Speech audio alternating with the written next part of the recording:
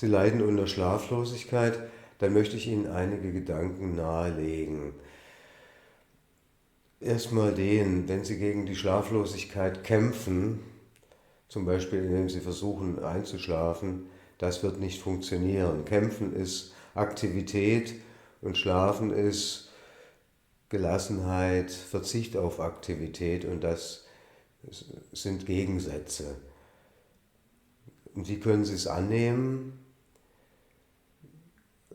Wenn es Ihnen gelingt, sich zu sagen, Schlaflosigkeit ist geschenkte Lebenszeit oder zumindest ein Stück geschenkter Lebenszeit, weil Schlaf ist ja durchaus auch Lebenszeit, besonders wenn man an die Träume denkt. Aber es ist ein Stück geschenkter, aktiver, wacher Lebenszeit.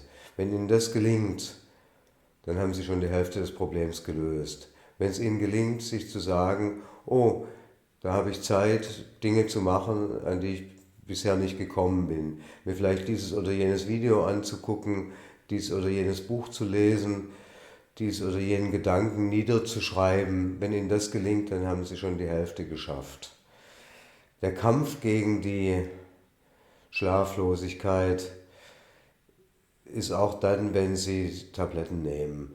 Die helfen zwar für den Moment, aber ein Problem ist, jedes echte funktionierende Schlafmittel führt dazu, dass Sie jeden Tag mehr davon brauchen.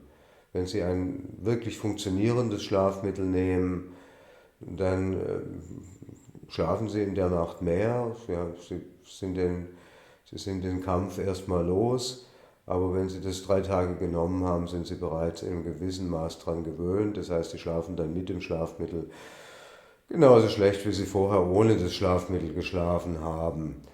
Dann kann man natürlich noch die sogenannten natürlichen Schlafmittel nehmen, aber das ja, mag manchen Menschen helfen, aber es ist eigentlich eher eine Beruhigung. Ja, wenn es Ihnen hilft, warum nicht? Baldrian oder Hopfen oder was auch immer. Wenn es Ihnen hilft, probieren Sie es. Das wäre vielleicht auch noch eine Möglichkeit, sich sozusagen auf magische Weise zu beruhigen. Wenn Sie sich etwas tiefer auf das einlassen wollen, was die Schlaflosigkeit Ihnen an Möglichkeiten bietet und auch was sie Ihnen an Informationen gibt, dann haben Sie eine Chance, für Ihr Leben was zu gewinnen. Das heißt, dann im Endeffekt der Schlaflosigkeit auch was zu verdanken, so unangenehm es im Moment sein mag. Zuerst will ich noch ein paar praktische Dinge dazu sagen. Nicht sinnvoll wäre es, wenn Sie nach einer Nacht, in der Sie kaum geschlafen haben, dann sehr lange morgens im Bett bleiben. Bedingt sinnvoll ist, wenn Sie dann mal eine Stunde nachmittags schlafen. Bekommt manchen Menschen ganz gut, aber bei anderen führt es auch dazu, dass sie dann 3 Stunden nachmittags schlafen und in der darauffolgenden Nacht natürlich erst recht schlecht schlafen. Das gehört zu den praktischen Seiten dazu. Eine andere praktische Seite ist, wenn Sie in einer Partnerschaft leben, wo Sie normalerweise in einem Bett übernachten. Das wäre vermutlich nicht sinnvoll, wenn Sie sich daran gebunden fühlen, dann in solchen Nächten auch im Bett bei Ihrem Partner zu bleiben. Das wird, wird denjenigen das Leben ein Stück schwerer machen und wird auch Ihnen das Leben ein Stück schwerer machen. Ich habe öfters mal Patienten gehabt, die in ihrer Partnerschaft sehr schlecht geschlafen haben, denen es aber gelungen ist, das Problem auf einen Schlag zu lösen, indem sie sich die Freiheit genommen haben, das Ehebett auch mal zu verlassen, wenn sie gemerkt haben, heute wird es nichts mit dem Einschlafen, oder wenn sie es gleich vorher schon gespürt haben, ich bin so beschäftigt mit anderen Dingen, dass ich da nicht besonders gut schlafen werde. Ich will ja meinen Partner auch nicht die ganze Zeit stören. Wenn die Menschen sich diese Freiheit genommen haben, zu sagen, eine Ehe oder eine Partnerschaft ist nicht eine Verpflichtung, jede Nacht beieinander in einem Bett zu schlafen, dann war manchmal das Problem in der Tat schon gelöst.